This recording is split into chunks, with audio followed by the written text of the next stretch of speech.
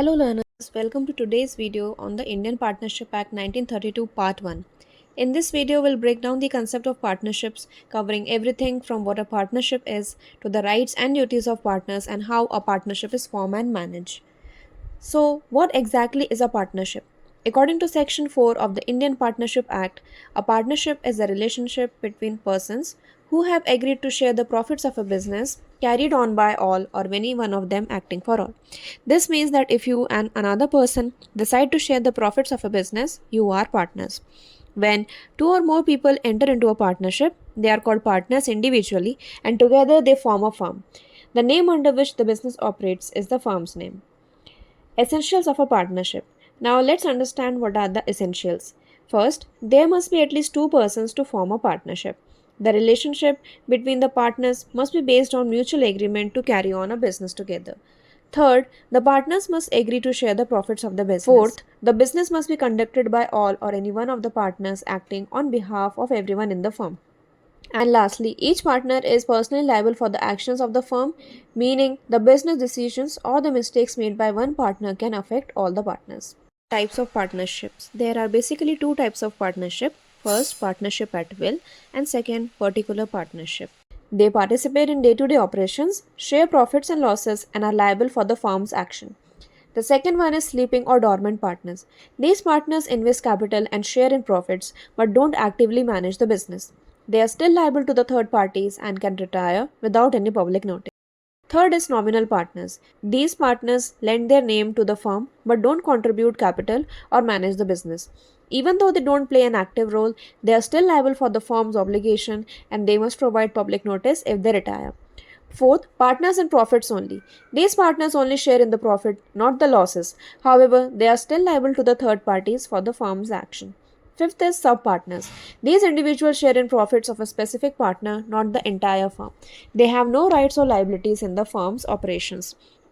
Sixth is partners by estoppel or holding out. A person who presents themselves as a partner, even if they are not formally one, becomes liable to the third parties if they are a partner. This could happen if they don't deny being a partner when represented as one. Now let's understand about the partnership deed. This is a legal document that outlines the essential details and terms of the partnership. A partnership deed must include the important information like the firm's detail, including its name, date of establishment, and duration of partnership. The information about the partners, such as their full names, permanent address, and the dates they joined the firm. The nature and scope of the business, including where the business is located and its operations. The capital contributed by each partner and any provisions for future contributions or loans from the partners. Rules for partners' drawings, which refer to money withdrawn by a partner from the business. How the interest on capital, loans, drawings, and current accounts will be handled.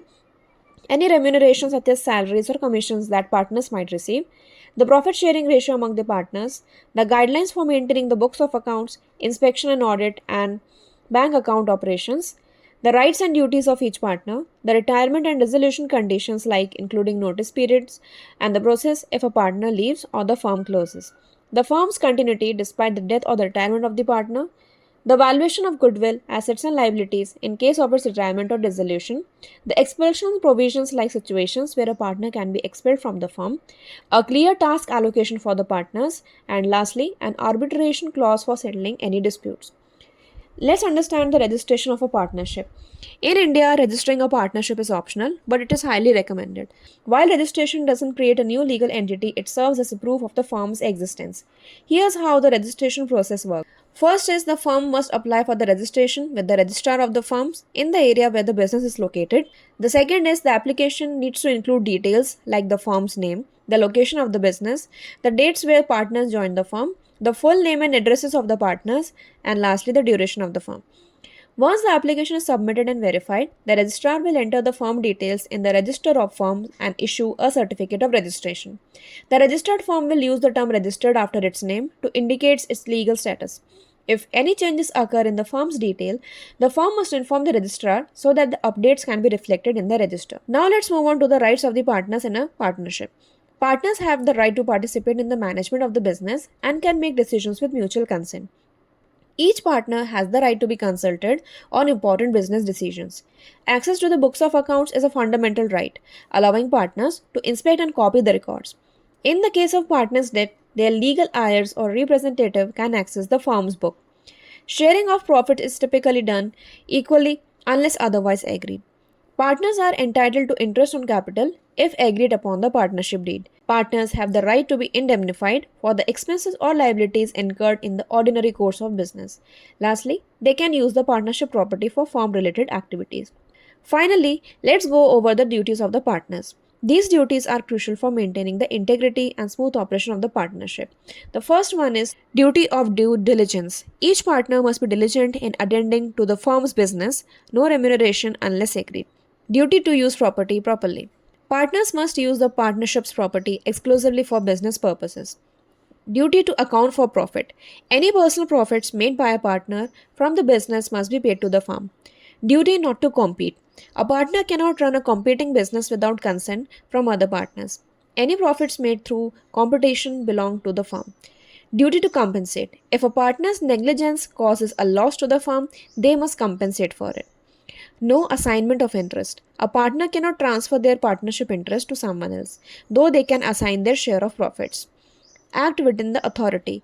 Partners must operate within the scope of their authority. If they exceed this one, they are liable for the consequences. And that's a wrap for the part 1. Now you have a clear understanding of the concept of partnership. If this video helped you out, do hit the like button, subscribe to the channel and turn on the notification bell so that you don't miss out on the part 2 and more helpful content. Feel free to drop any questions in the comments below. Thanks for watching.